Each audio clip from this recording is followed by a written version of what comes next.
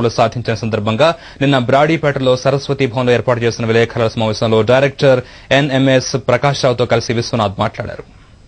విశ్వనాథ్, ఈ సక్సెస్ వెనుక చాలా కారణాలే ఉన్నాయి. నేను బై బర్త్ బ్లైండ్ అండి.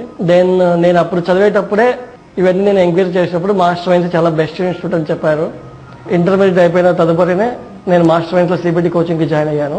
సిబిటి 144 మార్క్స్ తో పాస్ అయ్యాను. దీనికి కారణం మాస్టర్ మైన్స్ మెటీరియల్ అండ్ వాళ్ళు ఇచ్చిన ప్రోత్సాహం అని మాటల్లో చెప్పలేము. అందువల్ల నాకు మంచి రిజల్ట్ వచ్చింది సిబిటిలో. అనంతరం వెంటనే నేను ఐపీసీసీ పాస్ అయ్యాను. ఐపీసీ కోచింగ్ ఇక్కడే తీసుకున్నాను. దీన్ని వాళ్ళ రోజు నేను ఐపీసీ పాస్ అయినాను గౌరవప్రదమైన మార్కులతో. దీనికి మాస్టర్ మైన్స్ మాత్రమే కాకుండా నా వెంట అనుక్షణం నన్ను నడిపించే మా పేరెంట్స్ కూడా ఎంతో సహకరించారు.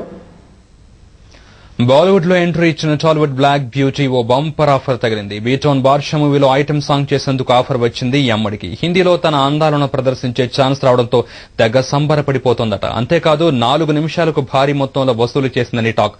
దక్షిణాదిలో ఓ తార కాదన్న ఛాన్స్ ను పట్టేసిన కేరళ కుట్టెవరో మీరే చూడండి.